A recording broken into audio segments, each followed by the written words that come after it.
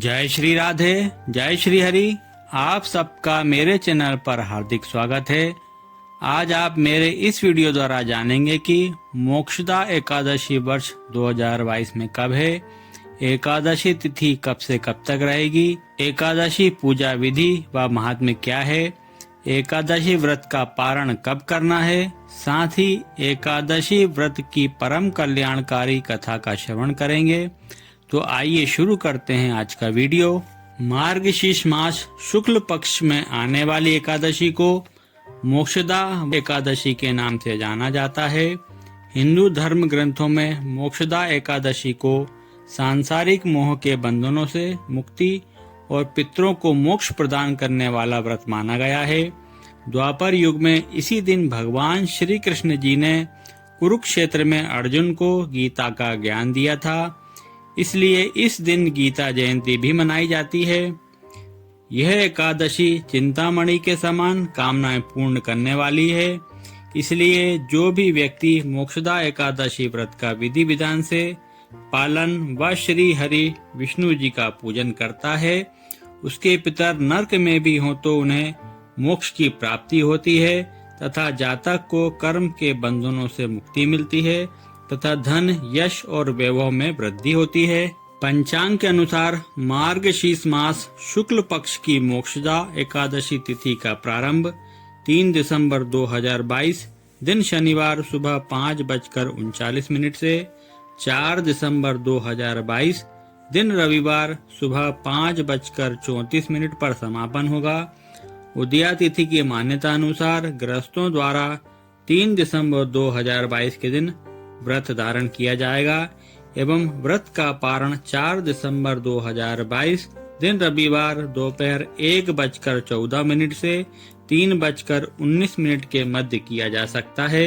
वैष्णवों व साधु संतों द्वारा 4 दिसंबर 2022 के दिन मोक्षदा एकादशी का व्रत धारण किया जाएगा एवं व्रत का पारण 5 दिसंबर 2022 की सुबह 6:59 से 9:04 के मध्य किया जाएगा। एकादशी व्रत धारण करने के नियमों का पालन दशमी तिथि से ही किया जाना चाहिए, इसलिए दशमी तिथि से ही पूर्ण सात्विकता का पालन करें। एकादशी के दिन प्रातः जल्दी उठकर स्नान आदि से निवृत्त होकर श्री हरि भगवान विष्णु जी का ध्यान कर व्रत धारण करने का संकल्प लें। पूजा स्थान की साफ सफाई कर गंगा जल से शुद्धि करें। एक आसन पर पीला वस्त्र बिछाकर भगवान श्री हरि विष्णु जी व भगवान श्री कृष्ण जी के दामोदर स्वरूप की फल फूल धूप दीप नैवेद्य द्वारा विधि विधान से पूजा करें। भोग में तुलसी पत्र अवश्य शामिल करें। इस दिन गीता जयंती भी है, तो संपूर्ण गीता का पाठ करें और संपूर्ण गीता का पाठ नहीं कर सकते हो तो कम से कम गीता के 11वें अध्याय का पाठ अवश्य ही करें। विष्णु सहस्त्रनाम विष्णु चालीसा का पाठ करें। अंत में आरती व क्षमा प्रार्थना करें। क्षमा प्रार्थना करने से पूजा में हो गई त्रुटियों का शमन होता है। सुबह व शाम को तुलसी माता के समक्ष घी का दीपक अवश्य ही लगाएं। शाम के समय दीपदान अवश्य करें। भजन कीर्तन करते हुए रात्रि जागरण करें। अगले दिन भगवान का पूजन कर पारण के सही समय पर व्रत का समापन करें। यह एकादशी मोक्षदायिनी और परम कल्याणकारी है। इस एकादशी की कथा का श्रवण करने से मोक्ष की प्राप्ति होती है। पौराणिक कथा के अनुसार गोकुल नाम की नगरी में बेखानस नाम के राजा राज्य किया करता था। उसके राज्य में चारों वेदों के ज्ञाता ब्राह्मण रहते थे। राजा अपनी प्रजा का पुत्रवत पालन किया करता था। एक रात्रि राजा ने स्वप्न में देखा कि उसके पितर नरक में घोर यम यातनाएं भोग रहे हैं। पितरों की यह दुर्दशा देखकर वह बहुत ही दुखी हुआ और सुबह होते ही उसने राज्य पुरोहित को बुलाकर पूर्वजों की मुक्ति का उपाय पूछा। ब्राह्मणों ने कहा कि हे राजन, यहाँ पास ही भूत भविष्य और वर्तमान के ज्ञाता पर्वत ऋषि का आश्रम है, वे ही इस समस्या का समाधान कर सकते हैं। राजा बेखानस ब्राह्मणों की बात सुनते ही पर्वत ऋषि के पास पहुंचकर नरक भोग रहे पितरों की मुक्ति का मार्ग जानने का आग्रह किया। महात्मा पर्वत ने कहा कि उनके पूर्वज अपने पिछले जन्म के एक पाप कर्म के कारण यम यातनाएं भोग रहे हैं।